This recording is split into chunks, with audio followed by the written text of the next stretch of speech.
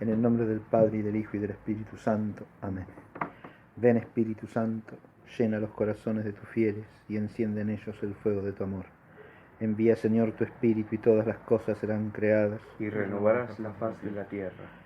Oh Dios, que has instruido los corazones de tus fieles con la luz del Espíritu Santo, danos gustar lo recto según el mismo Espíritu y gozar siempre de sus consuelos. Por Jesucristo nuestro Señor. Amén. Santa María, Madre de Dios, sede de la sabiduría, Ruega por nosotros. San José, Ruega por nosotros. en el nombre del Padre, y del Hijo, y del Espíritu Santo. Amén.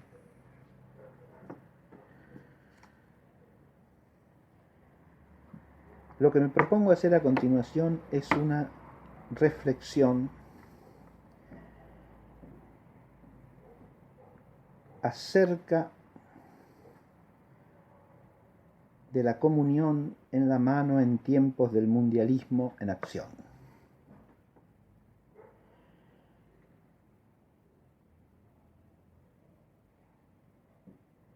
Empiezo por hacer algunas advertencias preliminares antes de entrar en materia.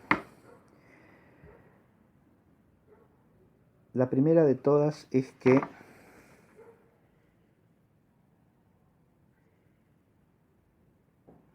me cuesta enormemente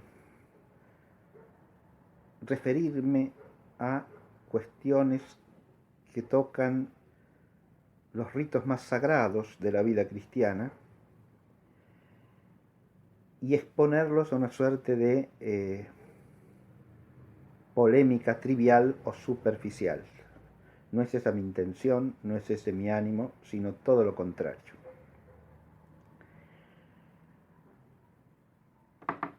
La segunda advertencia es dejar fuera de discusión algunos asuntos y lo principal a este respecto es que no pretendo establecer una determinación o definición propia sobre cuestiones que competen a la autoridad apostólica, sino hacer como miembro de la Iglesia una reflexión sobre este asunto. Y la tercera es que lo hago sobre todo urgido por una situación especialmente compleja como la que vivimos en este momento. Y por eso la he mencionado en el título. Cuando hablo del mundialismo en acción, me refiero a la actual situación en la que, bajo la excusa de una presunta pandemia, se ha procedido a nivel mundial a una operación evidente, manifiesta, de ingeniería social. Y el asunto es que esa operación también afecta y toca a la misma Santa Iglesia.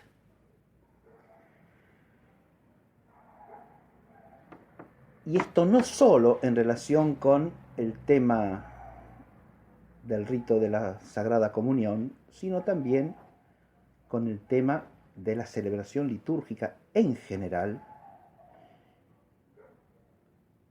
ya sea en materia de su autorización o prohibición en cuanto a la celebración pública abierta a la participación de los fieles, ya sea como se ve ya hoy día en países que han salido parcialmente del estado de clausura total de las celebraciones cultuales abiertas al público, en el modo de celebrarlas, porque se establecen protocolos que alteran la celebración litúrgica. He visto, por ejemplo, hace unos días, imágenes de un funeral que se hizo en Madrid, en la Catedral de la Almudena, en sufragio de los que habían muerto por el virus epidémico, y me acongojó realmente ver al arzobispo de Madrid recibir en la puerta de la catedral a las autoridades que ingresaban con un barbijo puesto en la cara, como si fuese parte de las vestiduras litúrgicas.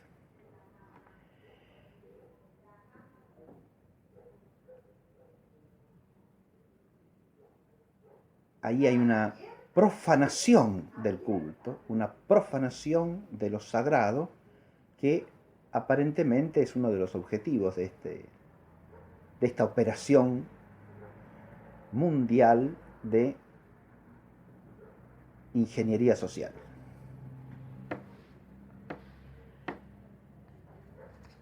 Es en este contexto que se plantea también la problemática del rito de la Santa Comunión, porque en algunos lugares se ha establecido la obligatoriedad de darlo en la mano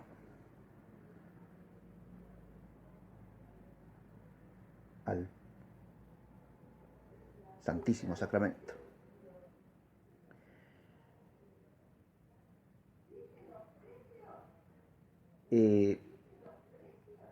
Esta es la ocasión que motiva esta reflexión simplemente, y la voy a dividir en 3 partes fundamentales. En primer lugar, voy a tratar del argumento de la necesidad sanitaria, luego de la argumentación histórica y en tercer lugar de la argumentación teológica.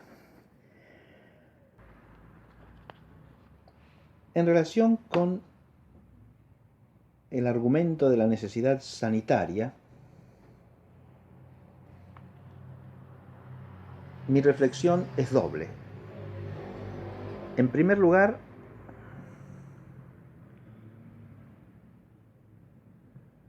contra la afirmación fáctica de tal necesidad.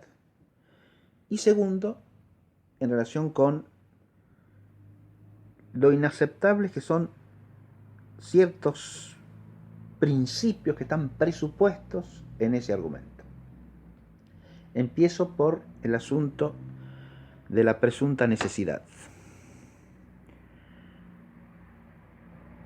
Entiéndase, cuando hablamos de necesidad sanitaria nos estamos refiriendo a que sería una medida destinada a prevenir la propagación de una enfermedad física, en este caso del tipo de gripe que provoca el coronavirus.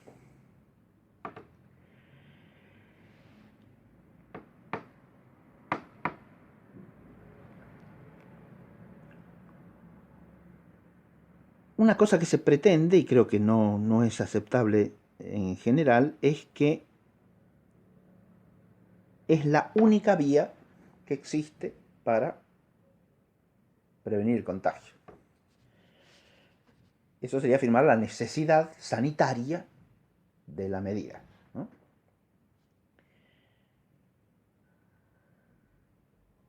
Pero contra eso, me parece que ni es un medio necesario, ni es un medio suficiente. Y que la no necesidad y la insuficiencia son manifiestas. Digo que es necesario porque se podría evitar de otros modos, por otras vías. Para empezar, extremando el cuidado en la distribución misma. Con eso sería suficiente. Extremando los cuidados. Con esto quiere decir procurando evitar todo contacto, de la mano con partes de la boca, la mano del sacerdote que distribuye la comunión, o del diácono que distribuye la comunión, con partes de la boca de quien la recibe, quiero decir, ¿no?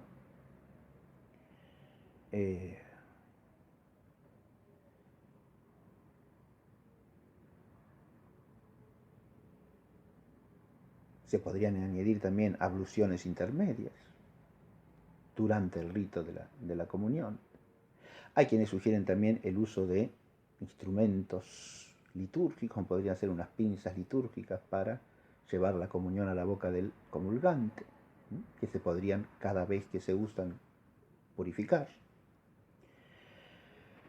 De manera que existen otros medios. Si existen otros medios, no se puede decir que sea necesario.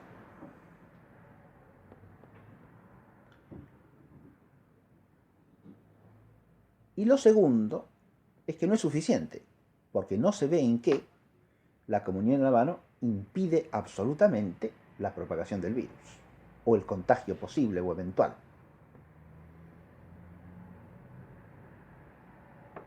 Porque si entrase en contacto la mano de quien distribuye la comunión con la mano del que la recibe, y esa mano acaba de estar en contacto con la boca del que la recibe, estamos exactamente en lo mismo. No hay diferencia fundamental alguna. De manera que no se ve que el rito de la distribución en la mano sea ni necesario ni suficiente, en orden a lo que pretende ser el único medio necesario y satisfactorio. O sea que no es razonable dar por sentado que esa afirmación es verdadera, que es el único medio para evitar el contagio.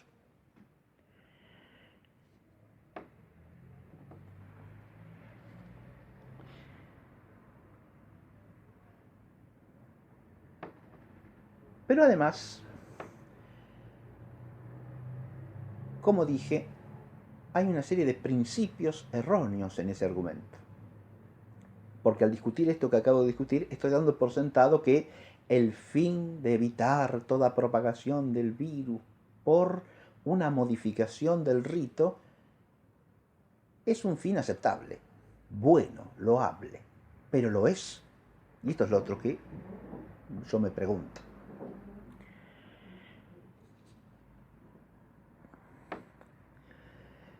Hay un primer principio como presupuesto de este esquema de razonamiento que a mí me parece evidentemente falso. Y es el principio del derecho a desconfiar moralmente de la responsabilidad de los fieles. Porque un fiel que puede contagiar es un fiel que está enfermo o ha estado en contacto con enfermos, y basta reposar en la seriedad de su conciencia para descansar en el hecho de que no someterá a sus hermanos en la fe al peligro de contagiarles una enfermedad.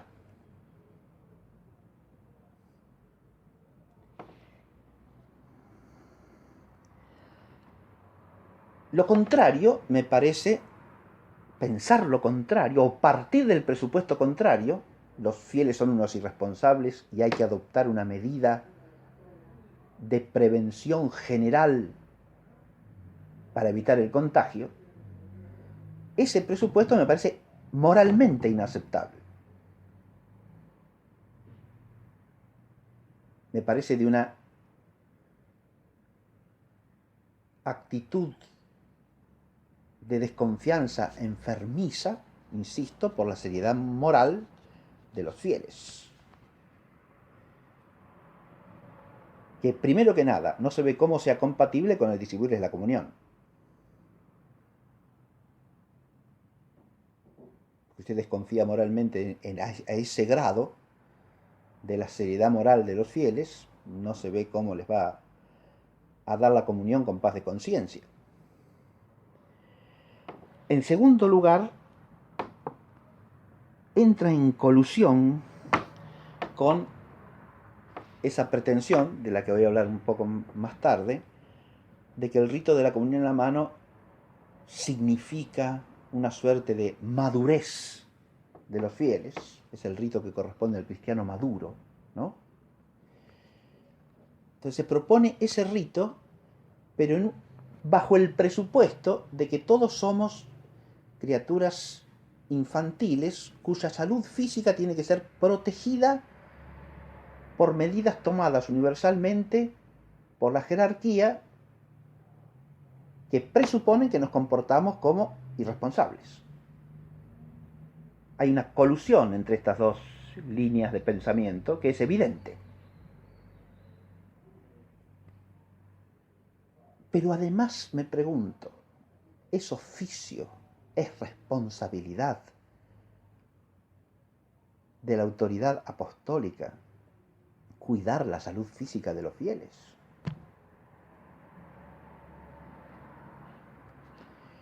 Entra en su competencia ese asunto. Y ahí es donde a mí me parece que la respuesta negativa se impone. Porque el cuidar de la propia salud física es responsabilidad moral de cada quien.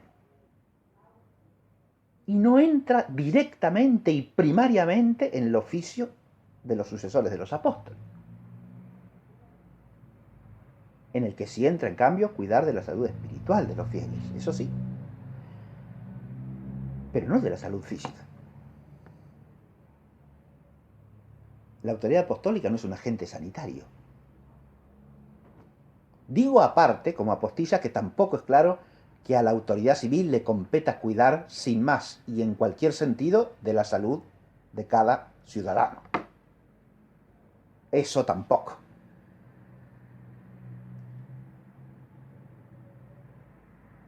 De manera tal que nos estamos moviendo en el terreno de unos presupuestos que son, en mi opinión, inaceptables.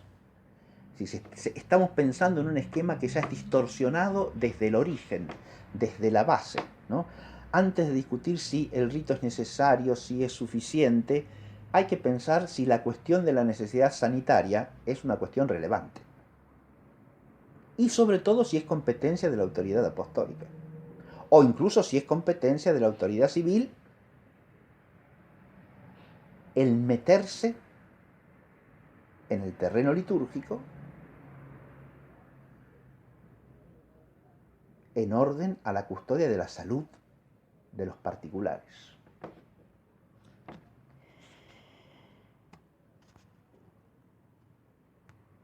Y aquí sí quiero señalar 3 falsedades que están en los presupuestos de esta manera de razonar sobre la necesidad sanitaria. Esto me parece lo más importante de todo en relación con esto. La primera es la falsedad de la sujeción de los ritos sagrados a necesidades utilitarias de orden sanitario. A esto quise aludir de entrada cuando me refería a esa imagen terrible, horrenda, de una celebración litúrgica con barbijo.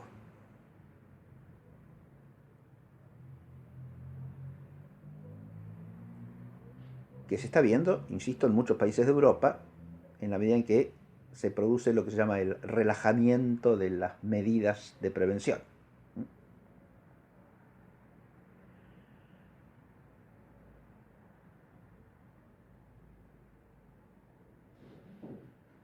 Los ritos sagrados no pueden estar sujetos a necesidades utilitarias ajenas a los mismos. Los ritos sagrados son realidades que trascienden radicalmente todo orden de bienes naturales. Y dentro de los bienes naturales, el bien útil es el inferior de todos. Porque aún en el orden de los bienes naturales, por encima del bien útil, está, sin duda alguna, el bien honesto. Y aún el bien deleitable conforme al bien honesto.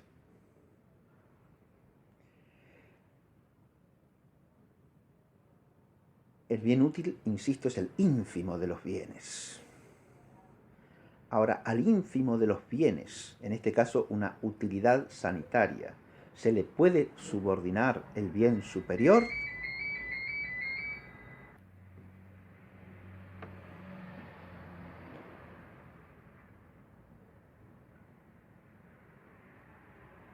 Ahora bien, al ínfimo de los bienes, en este caso,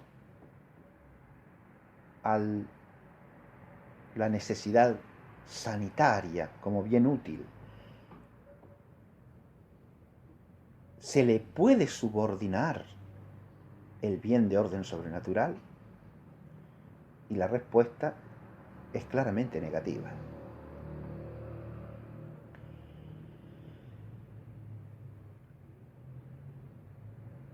Pero hete aquí que si los mismos ritos sagrados, y dentro de estos los más sagrados, están expuestos a ser modificados, a ser trastornados, a ser alterados, en virtud de medidas preventivas de la propagación de una enfermedad física, entonces, aunque no aceptemos el principio en abstracto, estamos aceptando en concreto el principio de la subordinación de lo superior a lo inferior. Lo estamos practicando. Aunque no lo proclamemos con el entendimiento, lo proclamamos con las obras. Y así como es verdad que lo que se cree se manifiesta en las obras, también es verdad que las obras manifiestan lo que se cree.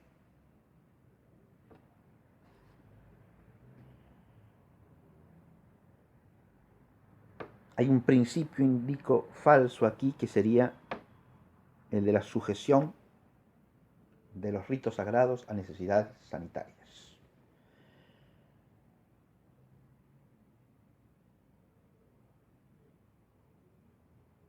Uno podría pensar en casos extremos que dieran un precedente a semejante alteración.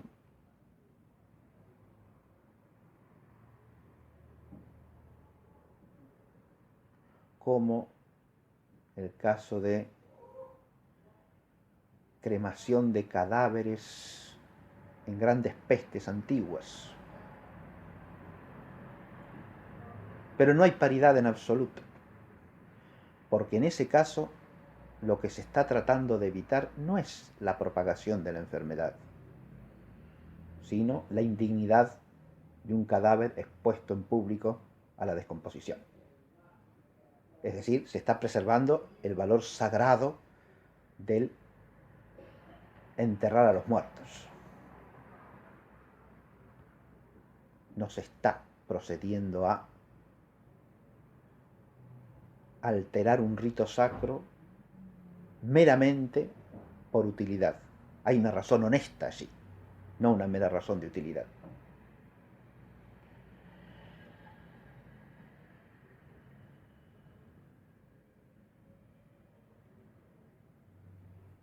Alguien podría decir que no se está incurriendo en tal alteración del orden de los bienes, sino que simplemente se está cooperando con un bien primordial como es la vida humana. Pero el bien de la vida humana es un bien complejo que tiene niveles, y cuando hablamos en fe cristiana de vida, hablamos primariamente de la vida de la gracia y de la vida eterna, respecto de la cual en el designio de Dios la vida biológica es un instrumento.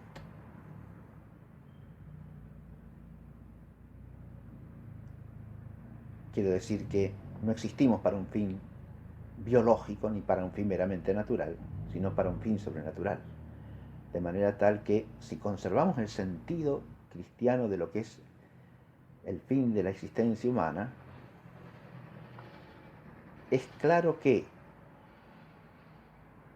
el solo subordinar ritos sagrados, venerabilísimos, a necesidades de carácter sanitario, implica ya algo que repugna a la fe, diríamos. Es decir, es algo que choca con el sentido cristiano del mundo y del orden de los bienes.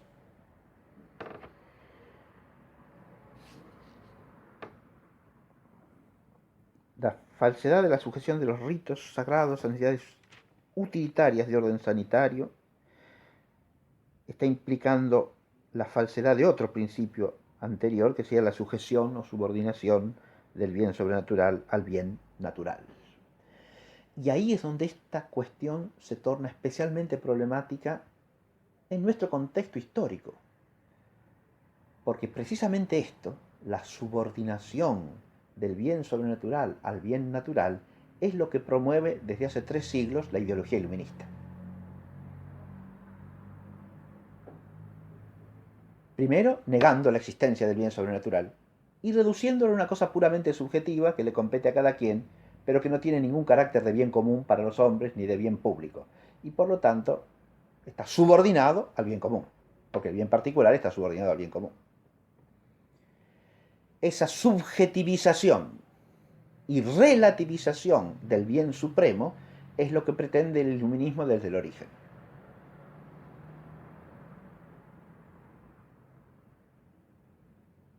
Hace un tiempo, y también en el contexto de esta situación anómala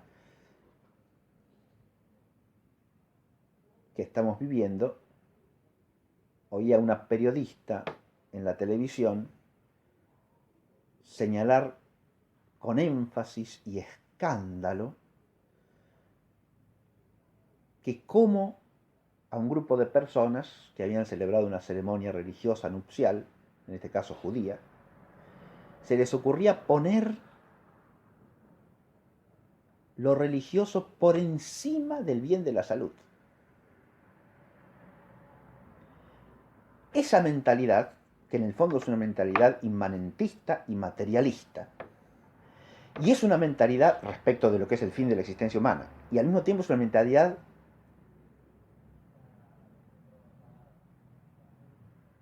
relativista respecto del valor de lo religioso, es muy común hoy día.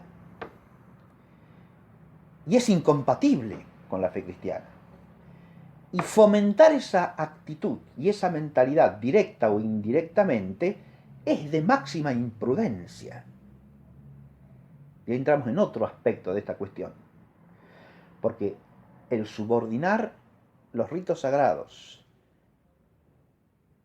a unas necesidades, a presuntas necesidades sanitarias, que no son tal necesidad, es lo que empecé diciendo, ¿no? En este caso.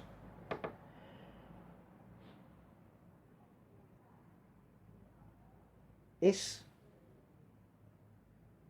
no solo algo que presupone falsos principios, sino, y por tanto no vale como argumento, sino que presupone falsedades altamente difundidas que requieren ser enérgicamente combatidas, no apañadas y fomentadas, y mucho menos aplicadas.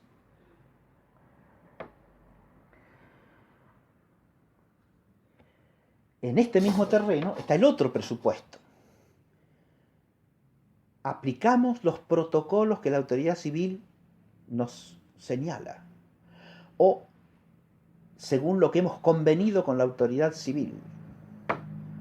Ahora, ¿es aceptable el principio de subordinación en materia de ritos sagrados, en materia de ritos litúrgicos, de la autoridad apostólica a la autoridad civil? Ciertamente que no.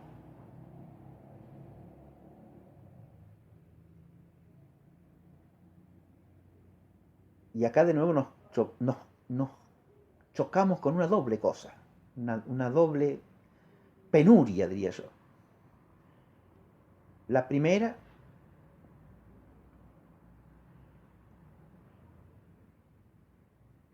lo que yo llamaría una pérdida o al menos deterioro del sentido de la autoridad apostólica.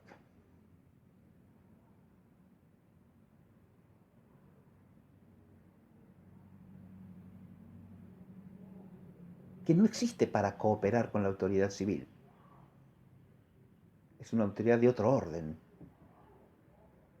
esencialmente distinta, irreductible a la autoridad civil, con una competencia propia en la que la autoridad civil no tiene derecho a entrometerse.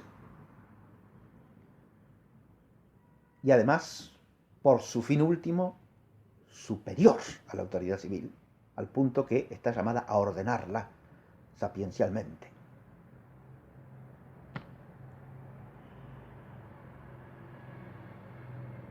Es cierto el principio de que en el tiempo de este mundo ambas están llamadas a cooperar, actuar de consuno, en la medida en que esto sea posible, en orden al bien común. Pero ahí viene la otra penuria, el deterioro del sentido del bien común. Porque cuando hablamos de bien común, ¿de qué bien hablamos? Pues el bien común lo reducimos a los bienes ínfimos de orden material, entonces hemos corrompido esencialmente la noción misma del bien común.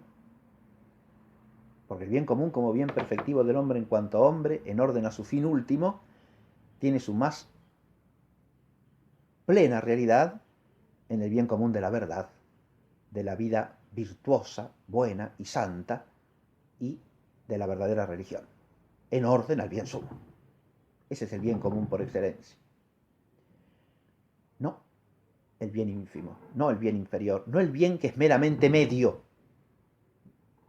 porque tiene razón de bien íntegramente, no lo que tiene mera razón de medio, sino lo que tiene razón de fin. Y cuanto más razón de fin, superior es como bien. Y por lo tanto no puede estar subordinado al bien que es un mero medio. Y así, en el orden del bien común, aunque aceptemos que ciertos fines materiales, como condiciones necesarias o suficientes, entran en la razón de bien común, entran en la razón de bien común de nuevo en lo ínfimo del bien común, en lo que tiene razón de medio y nunca de fin.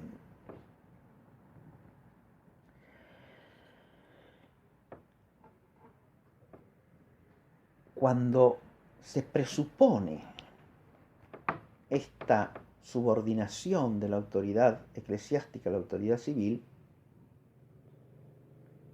¿qué es lo que parece darse en el contexto actual? Una especie de mera cooperación secundaria de la autoridad eclesiástica con la civil.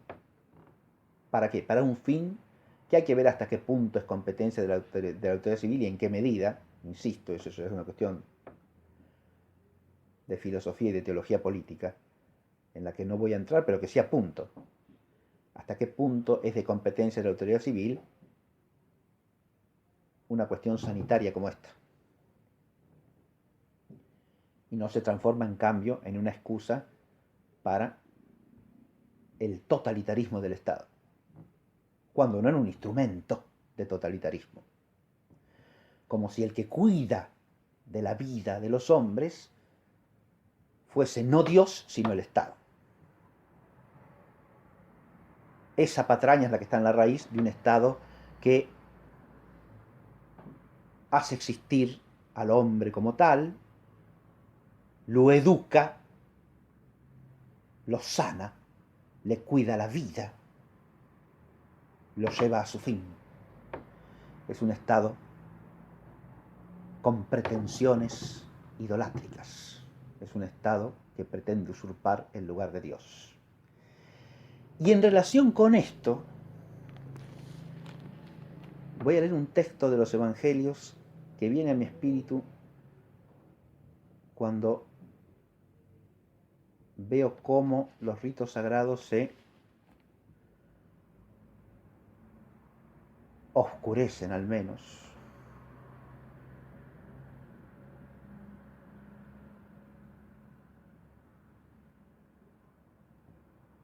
por introducir en medio de ellos cosas o gestos que le son ajenos y que no son dignos de formar parte de la acción litúrgica.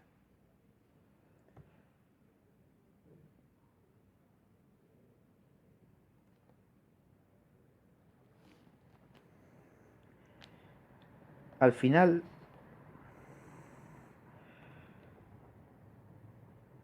del capítulo 16 de San Marcos,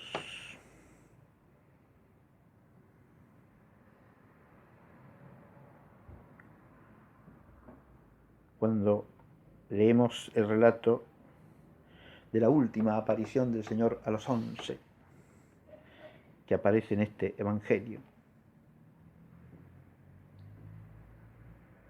Y antes de los 2 versículos finales, el evangelista pone en labios de nuestro Señor Jesucristo su versión del mandato apostólico. Y luego nuestro Señor dice a los apóstoles, después de haber dicho: id por todo el mundo y predicad el Evangelio a toda criatura, el que creyere y fuere bautizado se salvará, mas el que no creyere se condenará. A los que creyeren les acompañarán estas señales: en mi nombre echarán los demonios, hablarán lenguas nuevas, tomarán en las manos las serpientes, y si bebieren ponzoña no les dañará. Pondrán las manos sobre los enfermos y éstos se encontrarán bien. Cuando uno oye estas palabras del Señor,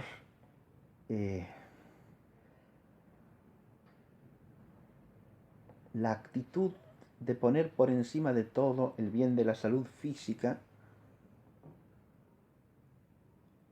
aparece no ya solo como una actitud de inversión de los bienes y del orden de los bienes, sino como una actitud de poca fe.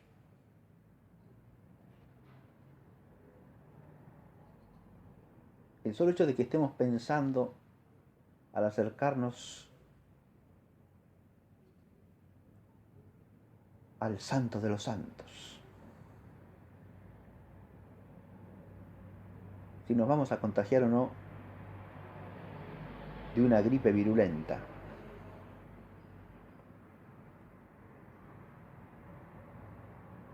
es ya cosa de poca fe. Se podrá decir que esto que estoy diciendo es una actitud extremista o radical en la concepción de la fe, que no tiene en cuenta el orden natural. No. El que está diciendo que el orden natural es trascendido por el sobrenatural y que tenemos que confiar en ello es nuestro Señor Jesucristo. No es una ocurrencia mía, es la palabra de Dios, es el Verbo encarnado mismo, el mismo Verbo encarnado que recibimos en la Eucaristía Santísima, el que nos dice esto: beberán ponzoña y no les pasará nada.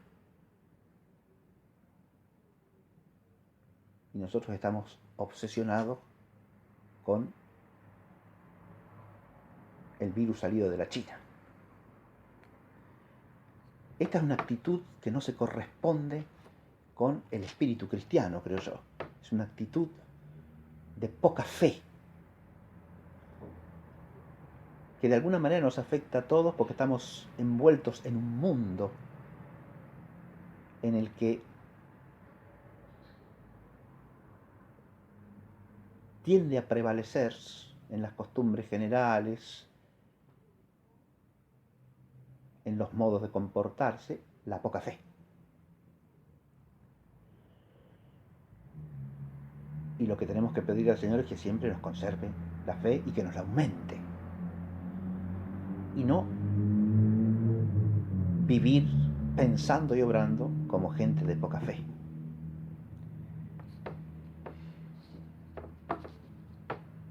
Esto no quiere decir que uno no pueda, como persona particular, y cada uno según su conciencia, tomar todas las precauciones necesarias, porque la temeridad es también una actitud moralmente inaceptable que hay que rechazar, ¿no?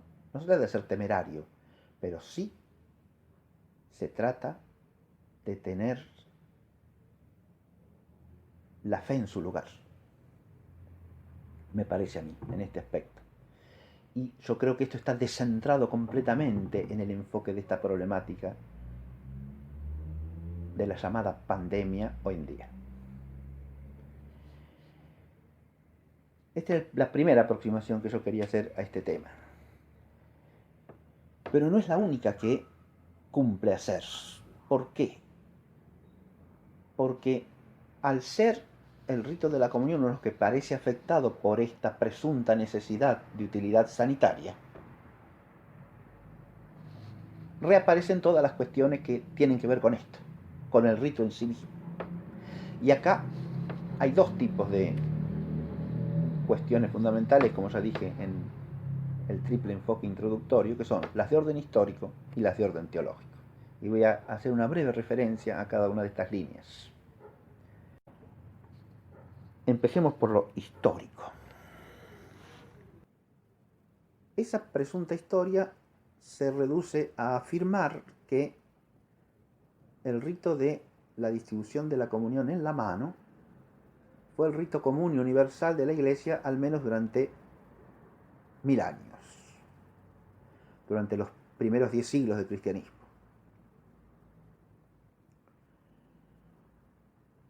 Era el rito único, común, universal.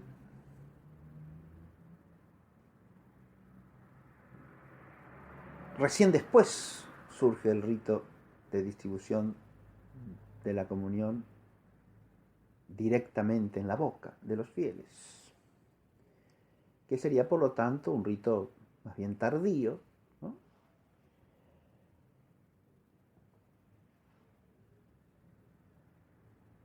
Y que lo que se hace en el siglo XX no es más que restaurar un rito antiguo y por lo tanto venerable. A esta presentación se la suele sustentar en la cita de algunos pocos textos de la literatura patrística, en particular de un texto que se atribuye a San Cirilo de Jerusalén, que indica la forma en que hay que recibir piadosa y devotamente el Santísimo Sacramento.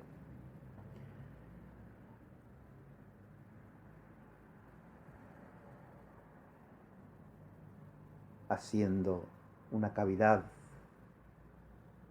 con la mano derecha y haciéndole a esta con la izquierda como una especie de trono que la sostenga.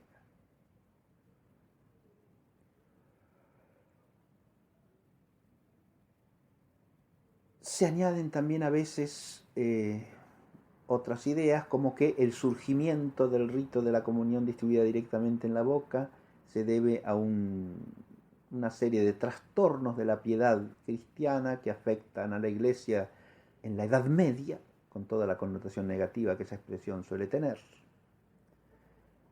con una especie de temor reverencial exagerado por el Santísimo Sacramento, un distanciamiento respecto de la comunión sacramental.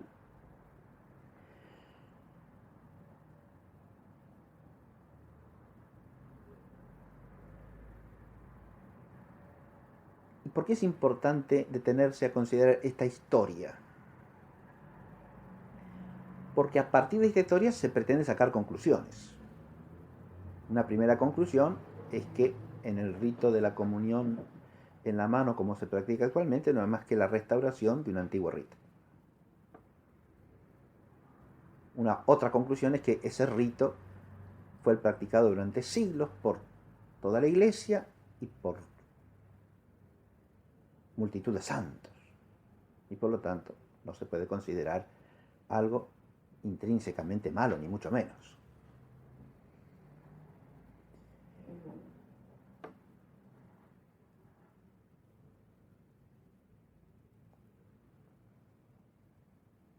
Ahora bien, esa historia se sustenta objetivamente, es así. Y lo que hay que responder, se impone responder objetivamente a partir de las fuentes, es que por lo menos cabe dudarlo. Y más aún, hay que afirmar más bien que esa presentación de la historia es unilateral, sesgada y errónea en algunos aspectos. Es cierto que se practicó el rito de distribuir la Sagrada Eucaristía depositándola el presbítero, o obispo, presbítero o diácono en la mano de los comulgantes, eso en general no cabe dudarlo. Es así. Eso se practicó. Fue una práctica ritual de la Iglesia.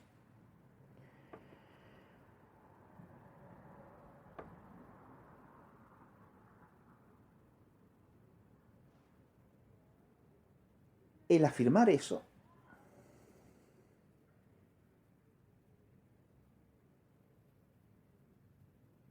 lo único que permite sacar como conclusión es algo que yo dije hace un momento: no se podría considerar al gesto sin más como algo intrínsecamente malo o intrínsecamente impío.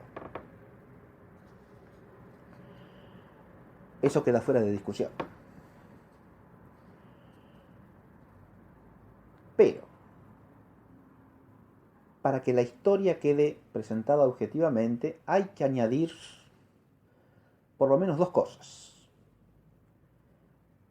La primera es que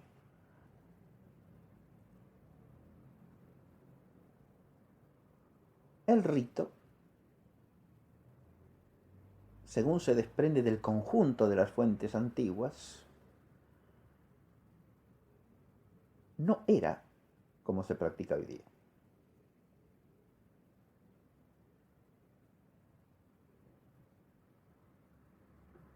Se trataba de lo siguiente. Claro, para hacer una descripción más precisa hay que recurrir a otras fuentes, no al mismo texto de San Cirilo, sino a otras fuentes que en parte son posteriores, pero que nos permiten entender el rito con mayor precisión.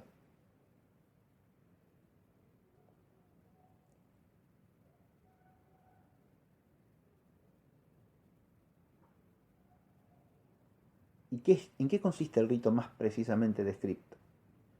En que el fiel recibía el Santísimo en la mano derecha, siempre. Monseñor Schneider, que es un gran patrólogo, explica muy bien que la sola idea de recibirlo en la mano izquierda para los cristianos antiguos hubiera sido inaceptable por el valor simbólico que tenía la mano izquierda y la mano derecha. Entiéndase que la diestra mano simboliza el bien, mientras que la siniestra mano más bien simboliza lo opuesto. Y por lo tanto se imponía el signo de recibirlo en la mano derecha. Mientras la izquierda lo único que hacía era hacerle un trono a la derecha. Y entonces, ¿con qué mano lo tomaban? Y con ninguna. Porque el rito parece haber consistido precisamente en que, una vez recibido, en el cuenco de la mano, lo más ahuecada posible. ¿Para qué? Para que no se corriese el riesgo de que se perdiese partícula alguna del Santísimo Sacramento. Este es un tema crucial al que voy a volver enseguida. El fiel inclinaba devotamente todo su torso y su cabeza hacia la mano y consumía el Santísimo directamente con su boca y lengua sobre su mano. No se lo llevaba a la boca con la mano, digamos así, sino que más bien llevaba la boca al Santísimo.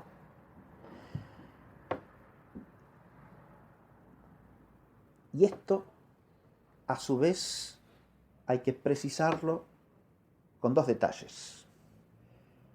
El primero, un concilio de las Galias del siglo V o VI, no recuerdo precisamente, prescribe que los fieles laven o purifiquen ritualmente sus manos antes de recibir el Santísimo, tanto antes como después de la comunión. Al principio y después. Esto refleja también una preocupación ritual que en el rito posterior se expresa adecuadísimamente.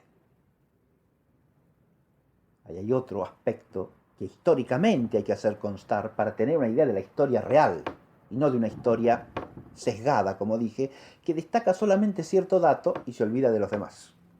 Eso es una historia sesgada. Toma el elemento histórico que le conviene decir y los otros los desconoce, aunque estén en las fuentes. Pero además de esto, el hecho de que las manos estén rigurosamente limpias, lo dicen también padres anteriores, por ejemplo, San Basilio Magno.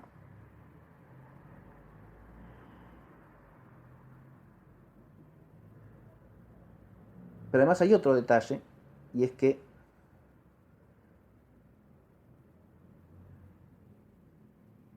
el Santísimo se depositaba en la palma de la mano solamente en el caso del comulgante varón. En el caso de la mujer comulgante, ésta debía acercarse con su mano cubierta con un paño ritual y recibía la sagrada forma sobre el paño y se inclinaba a consumirla de la misma manera.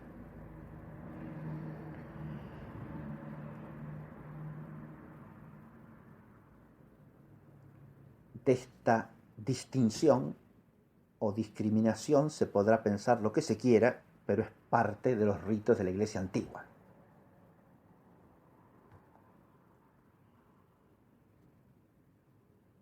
El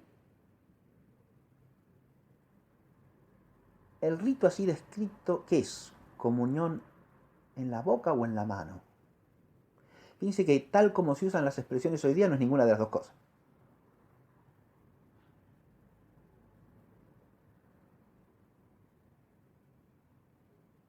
No es lo que hoy día se llama comunión en la mano,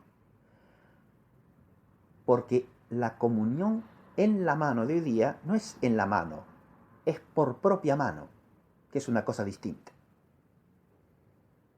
Más aún, en muchos textos patrísticos antiguos de los siglos 3, 4, 5, se puede leer claramente la prohibición de que los fieles se administren el sacramento eucarístico por la propia mano, excepto en caso de que por la persecución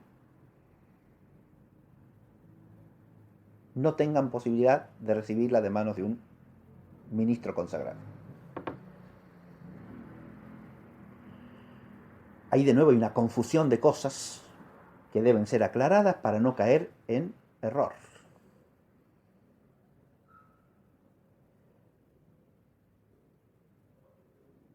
Porque una cosa es que el Santísimo sea depositado en la mano del comulgante,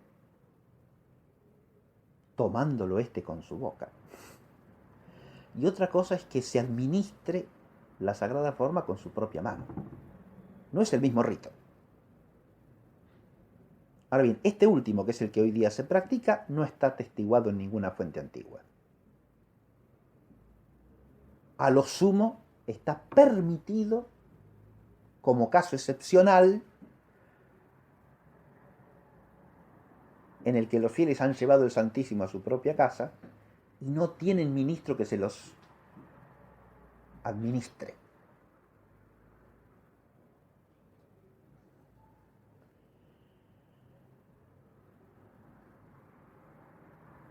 Pero precisamente si algo es autorizado por vía de excepción, se entiende que eso no es el rito común, sino no hay por qué autorizarlo en caso excepcional o por vía de excepción.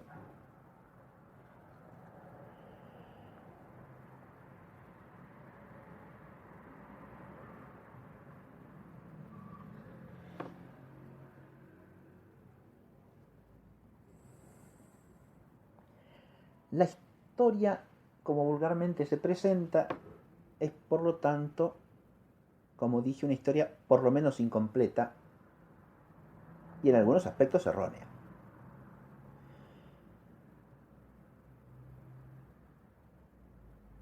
Y en general lo erróneo se sigue de la incompletud. Porque usted señala solamente una parte de la realidad, como si otra parte no existiese, genera una visión ilusoria de la realidad.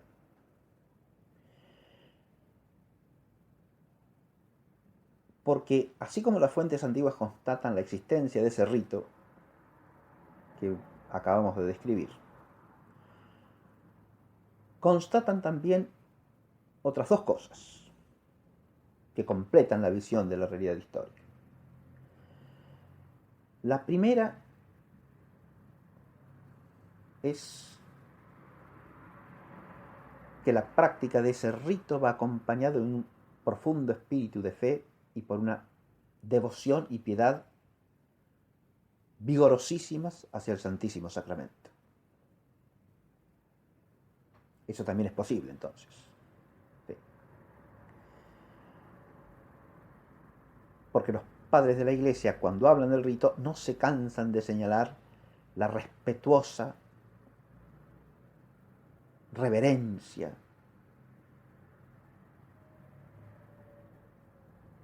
la actitud de adoración que ha de acompañar todos y cada uno de los gestos. Ahí entramos en la importancia de entender que el rito se compone no solo de lo visible del rito, sino también de lo invisible. Eso invisible tiene una dimensión objetiva y una dimensión subjetiva. Por si en esta entra lo que podríamos llamar la actitud del fiel, ¿no? Tanto del que administra como del que recibe el sacramento. Y eso se manifiesta siempre en los ritos, o por lo menos tiene que manifestarse. Porque si no el rito sería una forma vacía.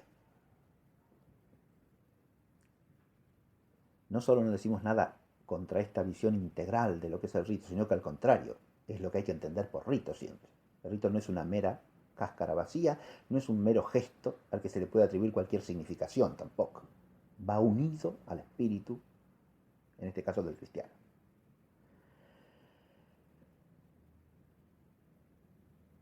Pero además de este énfasis en la actitud interior que hay que tener, que debe manifestarse en la reverencia gestual,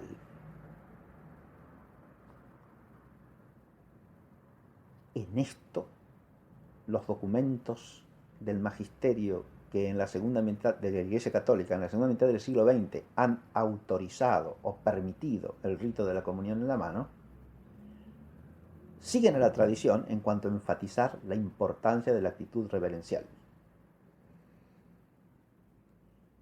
y la necesidad de extremar todo cuidado para que en caso de autorizarse ese rito no se pierda el debido respeto al Santísimo Sacramento. Así, por ejemplo, se impone la reverencia antes de recibirlo, cosa que hoy día no siempre se practica, para decirlo muy sobriamente. Ese no siempre podría ser reemplazado por expresiones mucho más fuertes. Eso quiero decir. En lugar de no siempre, voy a decir casi nunca. Y en algunos lugares, nunca.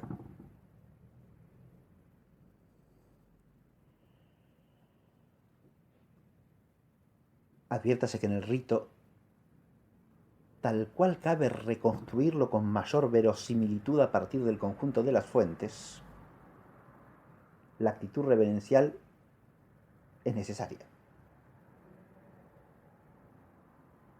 Porque se consume la Eucaristía haciendo una reverencia.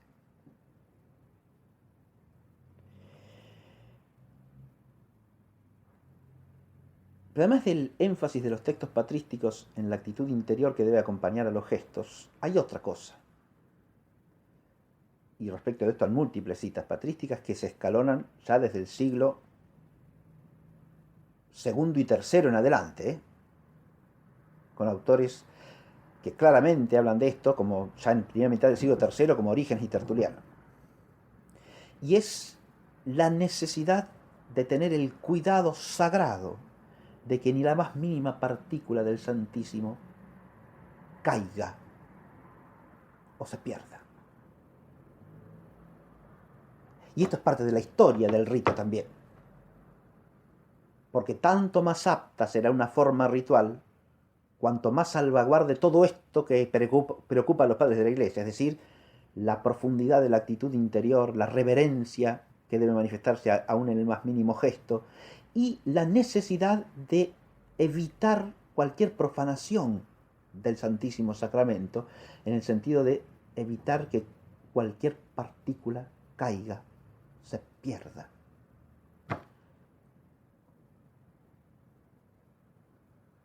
O sea expuesta a sacrilegio. Y esa es una preocupación presentísima en los textos patrísticos que se ocupan de esta materia.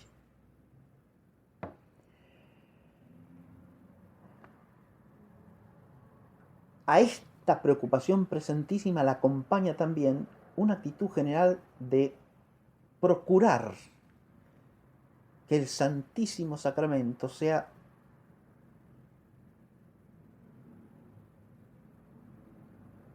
manipulado, tocado con las manos lo menos posible.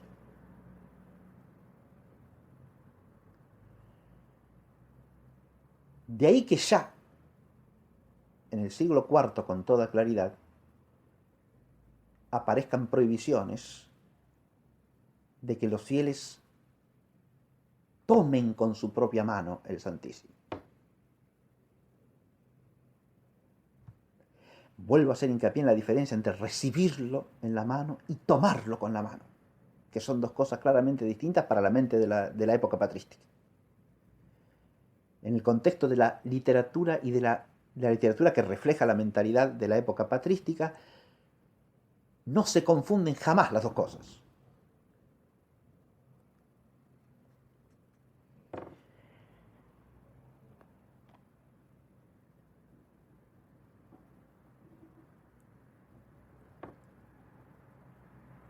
Esta preocupación por unir la reverencia debida al Santísimo Sacramento con la actitud interior de adoración, de piedad, de amor con que se recibe, unido a la necesidad de preservar cualquier posible profanación del Santísimo, va a ir llevando progresivamente ¿a qué? A la aparición de el otro rito, del rito de administrar el Santísimo directamente en la boca de los fieles y no en la mano.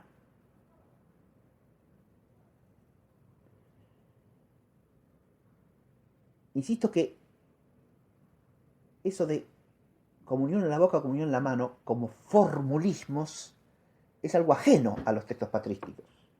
No se encuentra la contraposición sistemática de las dos cosas. Eso viene después, y ya diremos cuándo. Mucho después.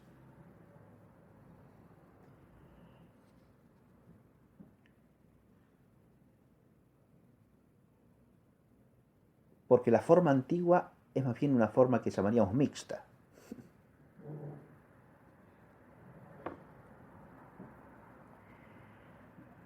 El argumento histórico, entonces, que pretende que esa forma es plenamente legítima y plenamente conforme a las costumbres de los santos, la forma que hoy día se usa, ¿no?,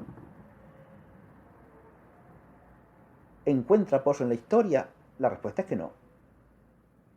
Salvo en cierto elemento que hay que abstraer, ¿no?, que es la posibilidad de recibirlo con toda reverencia, respeto y extremando los cuidados para que el Santísimo no sea profanado en el cuenco de la mano, ¿no?, que fue una praxis de la Iglesia antigua. Pero insisto, en un contexto en el cual se advertían problemas en esto, problemas que van a tratar de solucionar los cánones de la Iglesia a lo largo de los siglos, y no a partir del siglo X.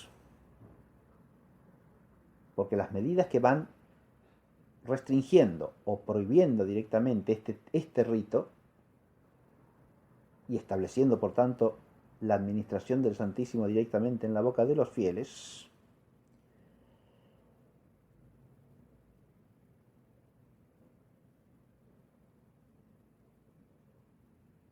fíjense que consumir el Santísimo es recibirlo en la boca, siempre. Y como el único capaz de consagrarlo es el sacerdote, siempre se recibe de mano del sacerdote.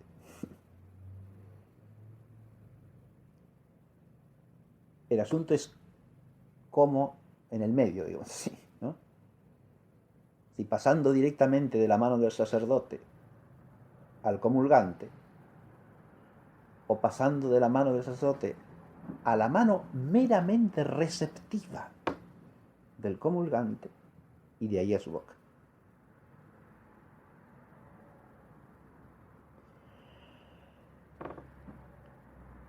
Esto es para resumir la luz que arroja sobre esta problemática la historia. Hago una consideración marginal.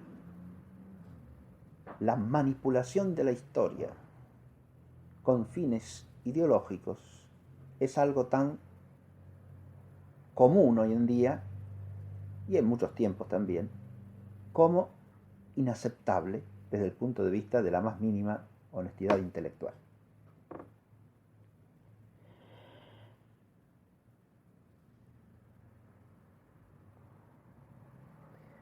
Pero desde el punto de vista histórico hay que añadir, además de que, insisto, se pueden consultar en los libros acerca de esta materia, las distintas fases en el proceso de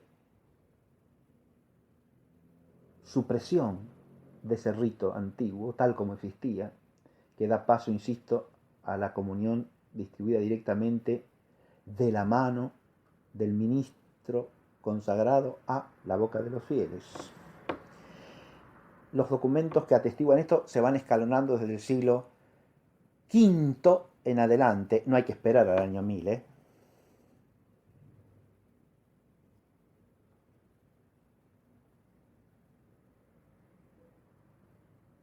Parece ya aparecer incluso antes, a fines del siglo IV, en un concilio regional español. Todos los textos estos se pueden estudiar, muchos plantean problemas de interpretación en un sentido o en el otro. Acá lo que se impone es una tarea de rigor crítico objetivo lo más rigurosa que sea posible, si uno quiere entender la historia simplemente, y no manipularla con una finalidad o con otra. Pero el rito que va a ser el común, universal y tradicional de todas las iglesias de origen apostólico, aunque con variantes, empieza a desarrollarse, insisto, entre los siglos que van del V al VII. Porque ya a partir de los siglos 7 y 8, tanto en las iglesias ligadas a Roma como en las que usan el rito bizantino, desaparece por resolución de la autoridad apostólica la comunión recibida en la mano, aunque los ritos varían, ¿no? Sabemos que en el rito bizantino la comunión ordinariamente se distribuye bajo la doble especie del pan y del vino, por intinción de la partícula de pan en el vino, y se administra con la cucharilla, que deposita el Santísimo en la boca del comulgante. En el caso del rito romano, se administra bajo la sola especie del pan ordinariamente y depositando el fragmento del Santísimo con la mano sobre la lengua del comulgante.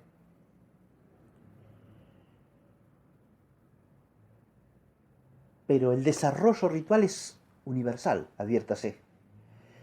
Ese ya es un fenómeno que tiene que llamarnos la atención y que impide acudir a fenómenos que sean exclusivos de la tradición latina u occidental. Es un fenómeno general de la Iglesia, que es perfectamente comprensible si uno tiene en cuenta las fuentes en su conjunto, es decir, el conjunto de los textos patrísticos en la materia, que al mismo tiempo que atestiguan cierto rito, o ciertos ritos, porque no era homogéneo el rito sin duda alguna. Hay que tener en cuenta las diversas familias rituales, por supuesto. Y que lo que se describe para una quizá no fuese exactamente así en la otra. Y hay algunas de las que no tenemos dato preciso alguno.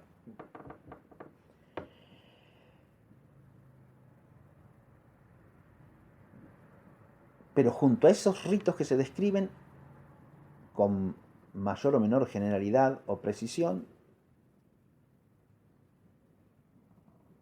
aparecen las preocupaciones que he señalado. Todo eso configura un mundo complejo de actitud espiritual.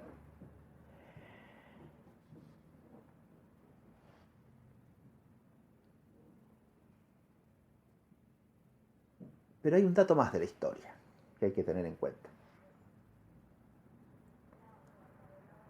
Si el rito tal cual se practica hoy en la iglesia no es el de la antigüedad cristiana, ¿de dónde viene?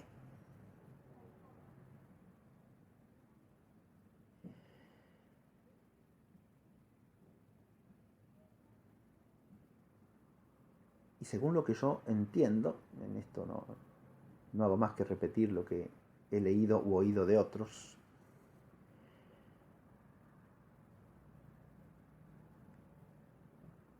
el rito como se usa hoy día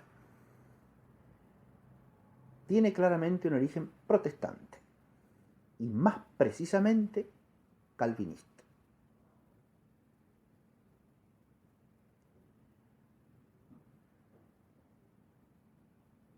Entiendo que ni siquiera ha sido práctica de la iglesia luterana en sus primeros tiempos el recibir el Santísimo en la mano.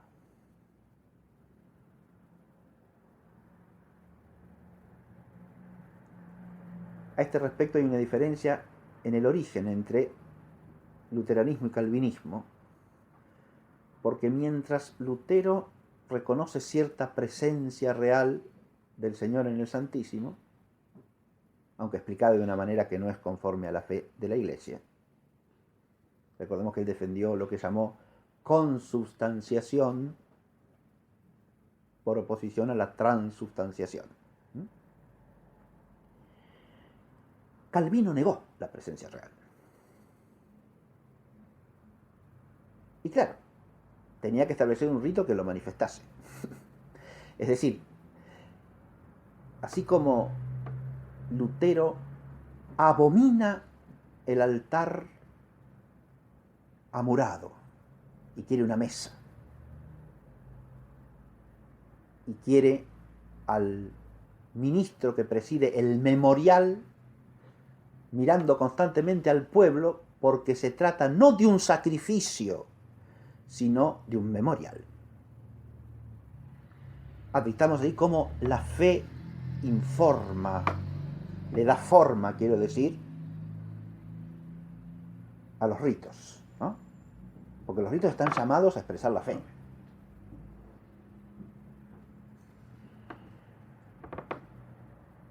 Así como Lutero hace esto, digo, porque si es un memorial es más bien como una especie de representación teatral, ¿no? Y si es meramente un banquete, hay que disponer la mesa y nada más, ¿no? Y hay que evitar toda sombra de apariencia de sacrificio y de acción sacerdotal, en sentido riguroso. Lo mismo pasa en Calvino con la comunión. Hay que evitar todo gesto que insinúe remotamente la apariencia de que está presente Dios mismo en el pan y en el vino del misterio eucarístico. Y entonces, obviamente no habrá que arrodillarse, no, señor, claro. Sería un acto de idolatría, según la mente de Calvino.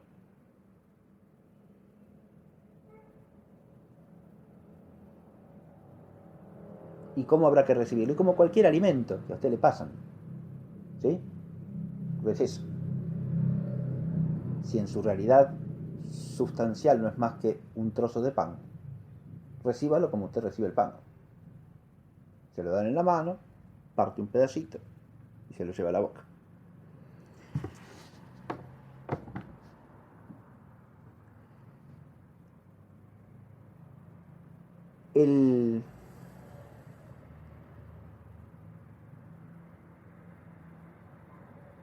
luteranismo ya tardíamente se vio afectado por esta misma forma ritual.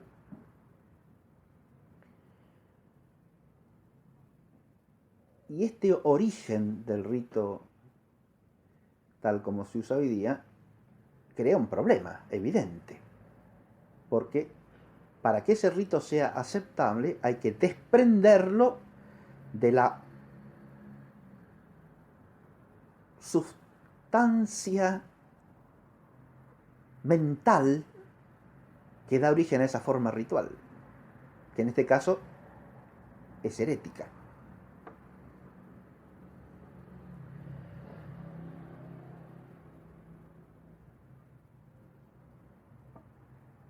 Recordemos que, de hecho, los países en los cuales se introdujo esta costumbre, y se la introdujo sin autorización de la Santa Sede Apostólica, en la segunda mitad del siglo XX, se la introduce tomando el ejemplo del protestantismo. Es el caso de Holanda y es el caso de Alemania. Es decir, cuando estos episcopados piden a la Santa Sede la modificación del rito de la comunión, es en virtud de que ya se practica de esa manera en sus respectivas jurisdicciones. Insisto, sin autorización de la Santa Sede Apostólica, ¿no? O sea, se urge a la Santa Sede Apostólica en aceptar un hecho, en admitir un hecho, ¿no? Aceptar un hecho consumado, ¿no? A una práctica que ya se está realizando, asimilarla, permitirla. Acá ya entramos en otra historia, que es la historia de cómo entra este uso ritual en la Iglesia Católica en la segunda mitad del siglo XX. No vamos a tenernos a detallar esto, pero entra formalmente a través de un documento que es la Instrucción Memoriale Domini de Pablo VI del año 1969.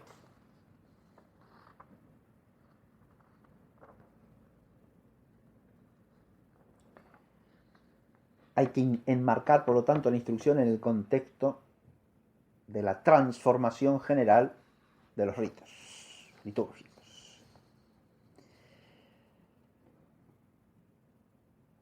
Pero en este caso,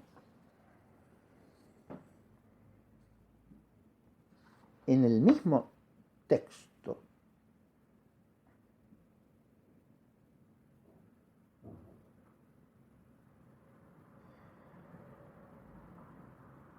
leemos lo siguiente.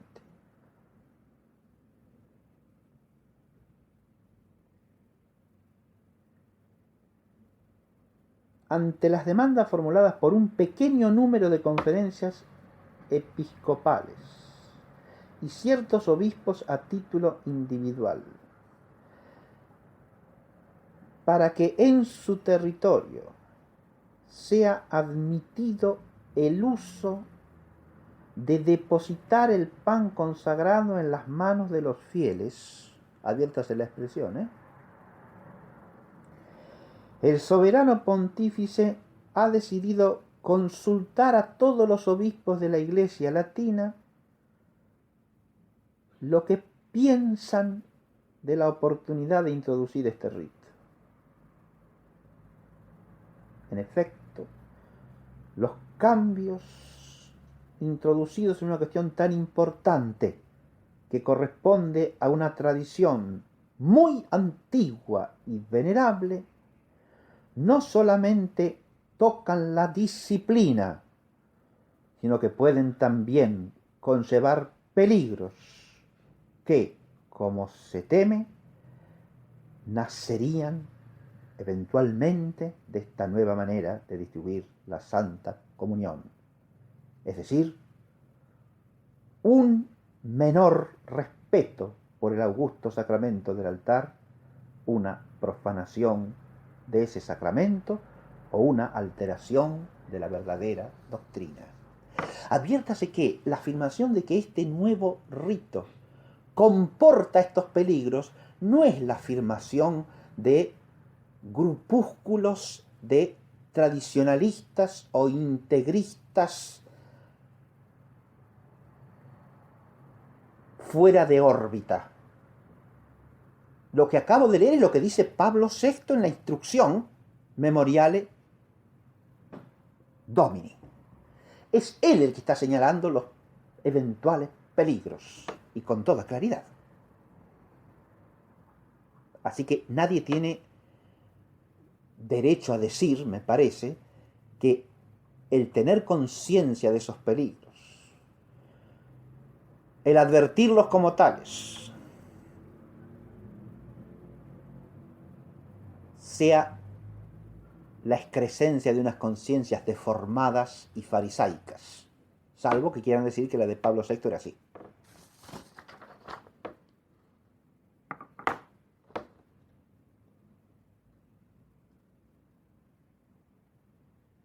Es por esto que 3 cuestiones han sido propuestas a los obispos,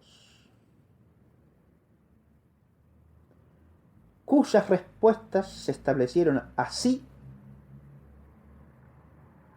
a fecha del 12 de marzo pasado, o sea, del año 1969.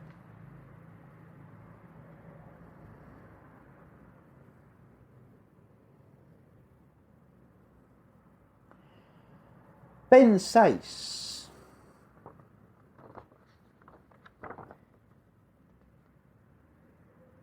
que sea necesario satisfacer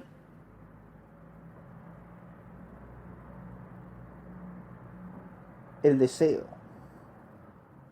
de que, además de la manera tradicional es la distribución del Santísimo Sacramento por mano del sacerdote directamente sobre la lengua de los fieles, sea igualmente autorizado el rito de la recepción de la comunión en la mano, recepción, ¿sí? Placet 567, non placet 1233, placet iuxtamodum 315, respuestas no válidas 20. O sea, a esto la mayoría del episcopado contesta no.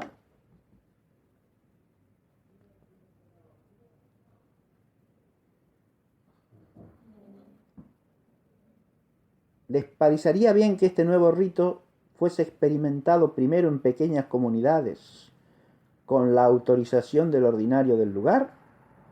De nuevo, el non placet 1215 frente a un placet de 751.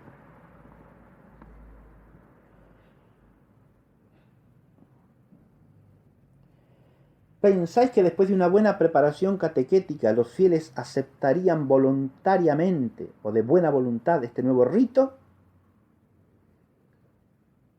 Non placet 1185, placet 835. A las 3 preguntas, la mayoría del episcopado de la Iglesia Católica de rito latino contesta que no.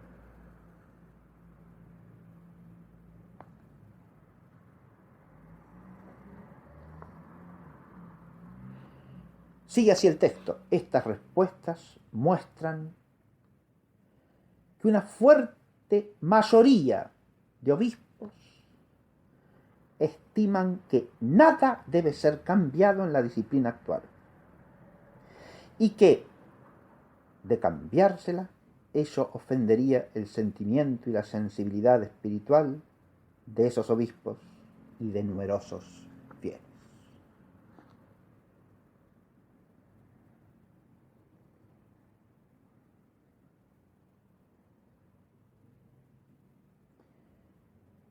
Es por esto que, tenida cuenta de las apreciaciones y de los consejos de aquellos que el Espíritu Santo ha constituido como administradores para gobernar las iglesias, y frente a la gravedad del tema y el valor de los argumentos invocados, el soberano pontífice no ha pensado que sea su deber cambiar la manera tradicional de distribuir la Santa Comunión a los fieles. Cuando uno lee eso, parece que la conclusión que se sigue es que no va a haber ningún cambio. Sin embargo, yo dije que este es el documento que introduce la autorización del otro rito, y es así. Adviértase que este párrafo plantea un singular problema, porque este párrafo, cuando dice no introducir una modificación o no cambiar, dice, el soberano pontífice le ha parecido que no hay que cambiar.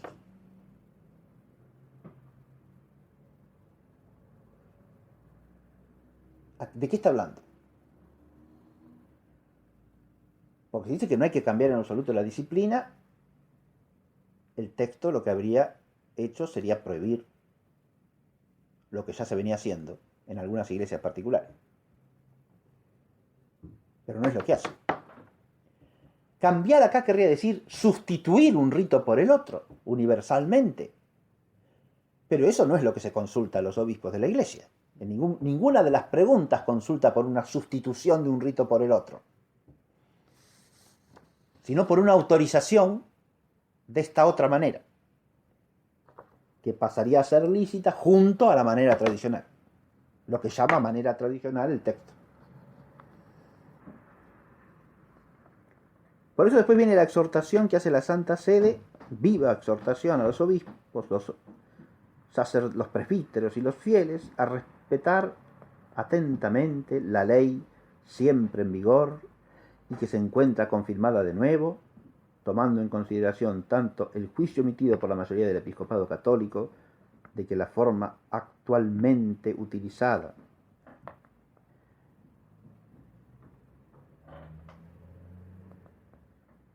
en la Santa Liturgia y, en fin, el bien común de la Iglesia deben ser tenidos en cuenta. Pero allí donde ya se ha introducido un uso diferente,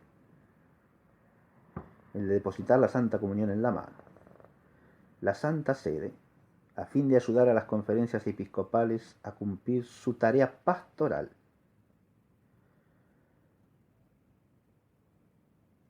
hecha más difícil en las circunstancias actuales, confía a esas mismas conferencias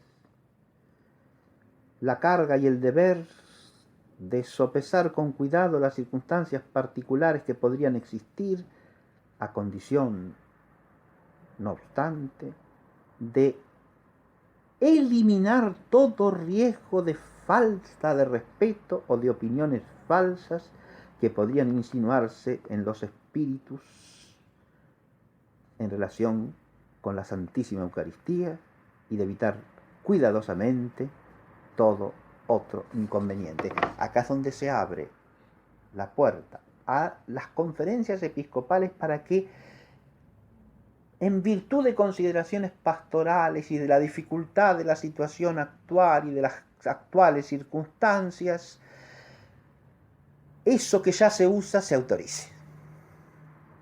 Así es como entra el rito.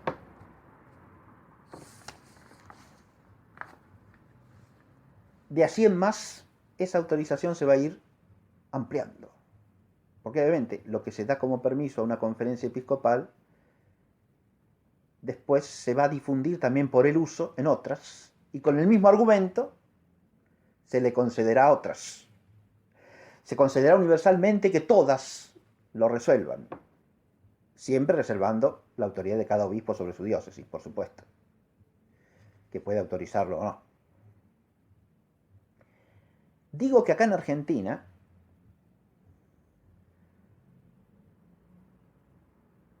pasarán más de 20 años antes que la conferencia episcopal autorice la comunión en la mano. Recién a comienzos de los años 90 vendrá la autorización.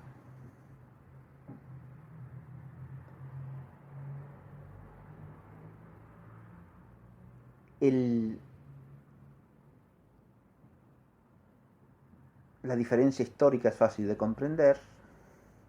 Se podría estudiar también las razones precisas de por qué. Pero es obvio que esto no es Holanda, ¿no? Y que no hay mitad de la población calvinista y mitad de la población católica en la República Argentina. De todas maneras, la cuestión prudencial acerca de si esta autorización fue conveniente, no fue conveniente, se puede discutir historiográficamente todo lo que se quiera y está reservada en última instancia al juicio de Dios.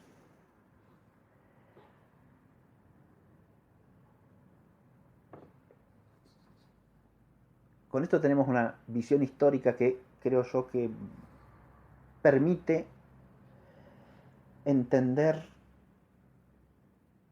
mejor la cuestión, pero faltan otros aspectos de la historia de la cuestión que no puedo pasar por alto.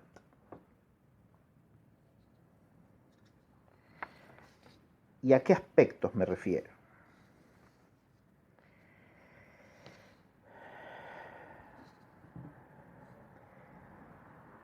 Así como he hablado de falacias de principio en relación con el argumento de necesidad sanitaria, también se puede hablar de falacias de argumentación en relación con la historia.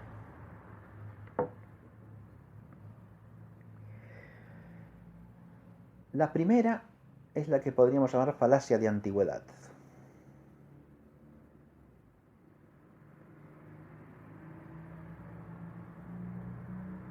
Y la puedo explicar ahora claramente porque al trazar el panorama histórico ya he dicho que hay un núcleo histórico sólido, hay cuestiones no del todo claras, y también he señalado qué consecuencias se puede sacar de ese núcleo. Pero la falacia de antigüedad no consiste en partir del error historiográfico, no me refiero a eso. Me refiero a presuponer un principio según el cual toda práctica de la Iglesia primitiva, por serlo, es digna de ser restaurada o debe ser restaurada. Y es claro que eso es falso.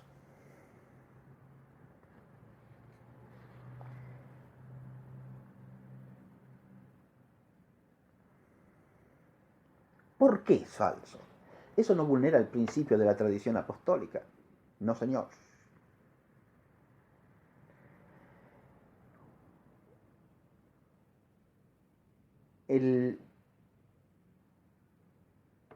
Para que ese principio sea válido, ¿de qué tiene que tratarse? Tiene que tratarse de la fe misma de la Iglesia o de cosas inseparables de la fe de la Iglesia.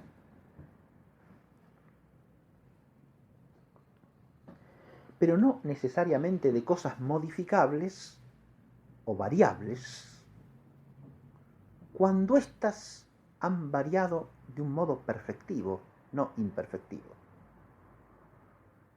¿Qué quiero decir con esto? Primero que nada, para que algo fuese una antigüedad digna de ser restaurada, tendría que mostrarse la unanimidad, la universalidad y la falta de todo peligro o riesgo. Y en este caso no se da ninguna de las tres características que acabo de mencionar.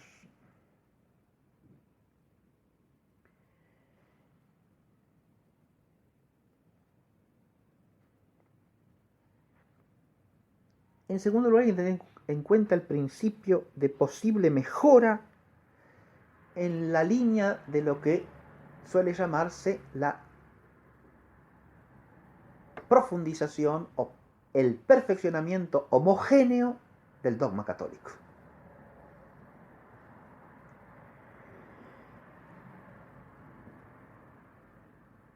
Es fácil entender esto que estoy diciendo cuando se aplica no solo a los ritos litúrgicos, sino a la teología.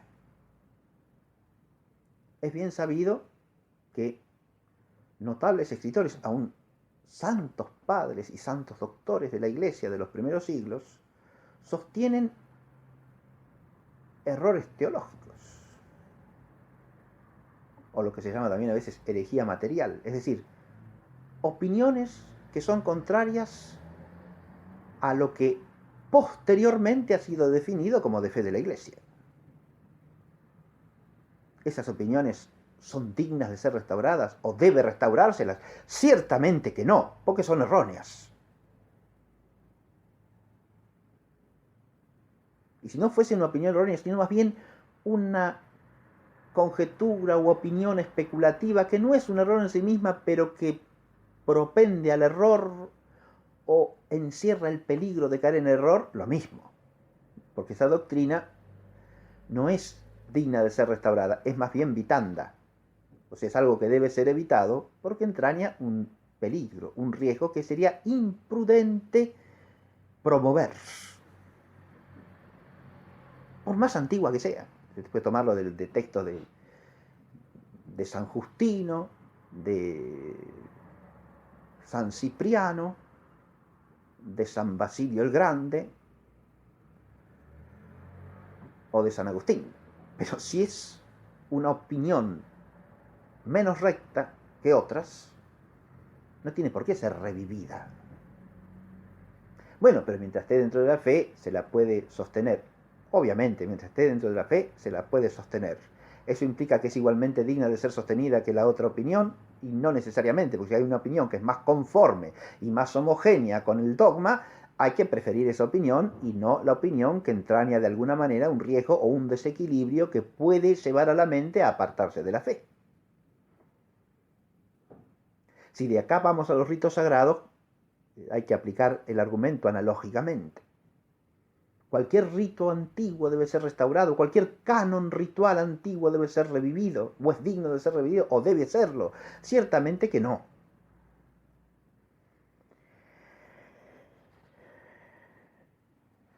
¿Por qué? Y porque hay una posible línea de desarrollo homogéneo, perfectivo, tanto de los ritos como de la teología, o como de las costumbres cristianas.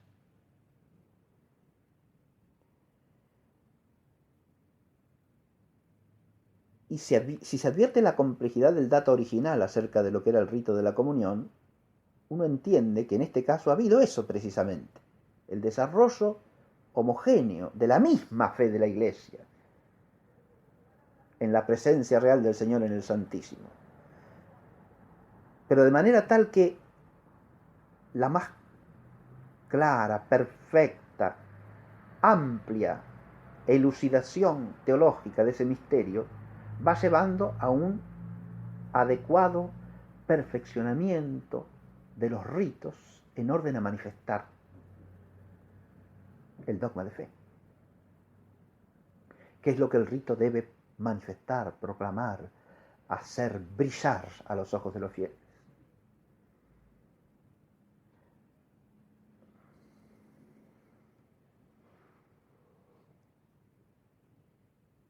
Ese argumento restauracionista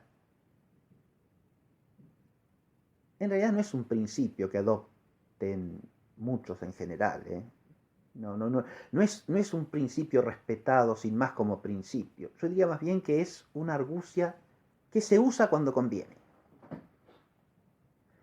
Aquí ya lo que señalo no es una refutación de la mala aplicación del principio, sino señalo la paradoja, ¿no?, de recurrir a un argumento de antigüedad cuando la antigüedad cristiana en general es despreciada, vilipendiada o incluso pisoteada sin el más mínimo escrúpulo. Hay una cosa que no he dicho y la digo en relación con esto de la antigüedad. Muchas veces es no solo irrazonable, porque se pasa por alto el perfeccionamiento, ya sea de la teología, ya sea de los ritos a lo largo de los siglos cristianos. Perfeccionamiento que nunca quiere decir mutación esencial, sino, como hemos dicho, desarrollo homogéneo, en el mismo sentido y en la misma sentencia. En el caso de los ritos, aunque sean ritos distintos, son ritos que, y por eso hice hincapié en la distinción entre recibir la comunión en la mano, y adviértase que el texto de la instrucción de Pablo VI nunca dice una cosa distinta a eso, Lo destaqué en la lectura.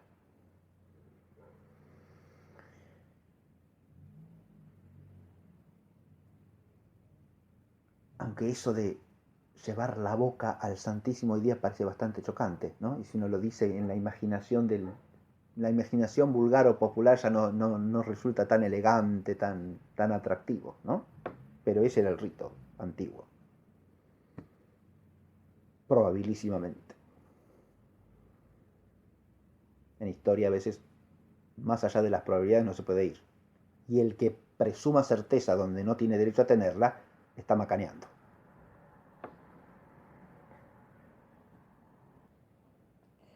Lo que quería decir es que el recurso meramente retórico al argumento de antigüedad no solo pasa por alto los principios de unanimidad y de posible evolución perfectiva homogénea de las realidades relativamente mutables de la vida de la Iglesia, sino que pasa por alto otra cosa, que es, en el caso de los ritos y de los cánones también, la pertenencia a un conjunto mayor ordenado. Y en este caso es en general una imprudencia pretender la restauración de solo una parcela de ese orden general, desprendida de aquellas realidades correlativas que la hacían dinámicamente buena y aceptable en el conjunto de la vida de la Iglesia. Si usted quiere restaurar algún aspecto de la ritualidad de los siglos primeros, lo que tendrá que ver es en qué constelación figuraba, en qué conjunto total y armonioso estaba inserto ese rito. Por ejemplo, el modo de distribuir la comunión en los primeros siglos, ¿de qué disciplina penitencial iba acompañado? Les hago recordar que en la Iglesia primitiva y durante siglos, la penitencia, el sacramento de la penitencia, se administraba a los bautizados una sola vez en la vida y estaba sujeto a la disciplina de la penitencia pública en caso de que los pecados hubieran tenido repercusión pública. Eso también se va a restaurar. No hay mucha avidez al respecto que yo sepa. Pero si usted quiere restaurar una parte sin restaurar, insisto, el conjunto al que esa parte pertenecía y en el cual estaba integrada funcionalmente, está cayendo en una clarísima falta de prudencia. Porque nada garantiza que lo que funcionaba en cierto contexto funcione en otro enteramente distinto de la misma manera. Y esto creo que se puede aplicar claramente al rito de la Sagrada Comunión.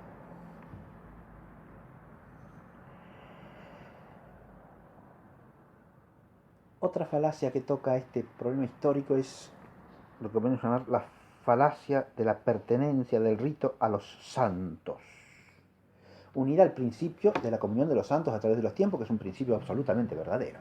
Por eso esta falacia puede tener mucha entrada, porque se basa en un principio cierto.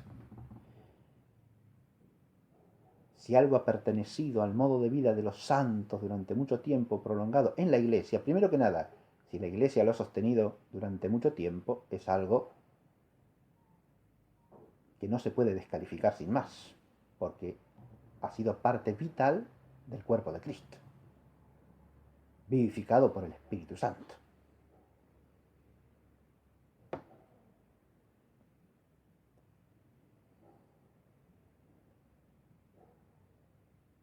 Ahora, al margen yo me pregunto, ¿se aplica esto a todas las tradiciones de la Iglesia hoy día? Este respeto, digo, basado en el principio de la comunión de los santos a través de los tiempos. ¿Se aplica a la disciplina ascética de los padres del desierto, por ejemplo? Y de todos los monjes que en el mundo han sido durante siglos y siglos. ¿O eso se desprecia olímpicamente como si fuese cosa de gente atrasada y retrógrada? ¿Se aplica al modo tradicional de celebrar la misa y al uso de la lengua latina como lengua litúrgica? ¿Eso se respeta porque muchos santos han vivido así? Estaría bien que así se hiciese, ¿eh? Ojo. Pero no se lo hace. En el caso de recibir la comunión en la mano, el núcleo del gesto se podría respetar en la medida en que perteneciese a una constelación adecuada, es decir, a un conjunto de actitudes que lo salvaguardasen como algo que no puede incurrir en los peligros que señala la instrucción Memoriale Domini de Pablo VI, se concede. Pero hasta así. El recurso a los santos acá se hace a veces con una superficialidad que no se corresponde con la dignidad del asunto y del misterio. Porque decir, por ejemplo, que, dicho que a su vez, si bien resulta probable, es algo de lo que no tenemos cabal certeza, ¿no? Pero decir, por ejemplo, que la Santísima Virgen o que los apóstoles recibieron el Santísimo Sacramento en la mano para avalar la práctica actual de la comunión de la mano tal como se la usa, es decir, una trivialidad.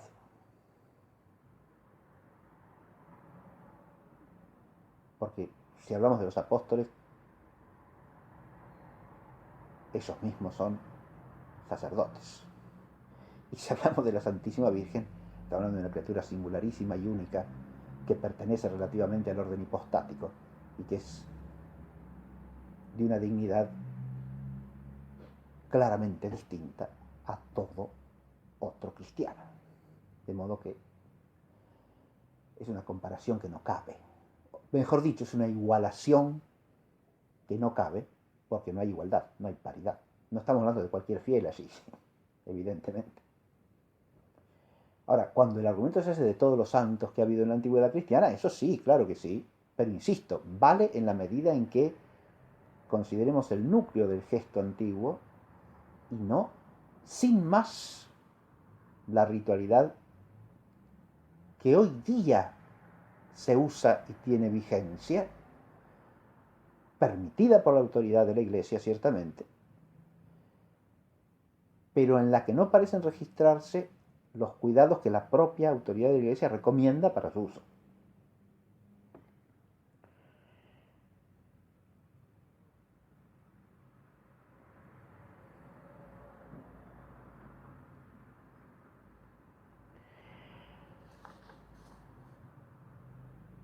Hemos considerado entonces el aspecto de la necesidad sanitaria y el aspecto histórico. Nos queda por considerar el tercero y último aspecto, que es el de la argumentación teológica.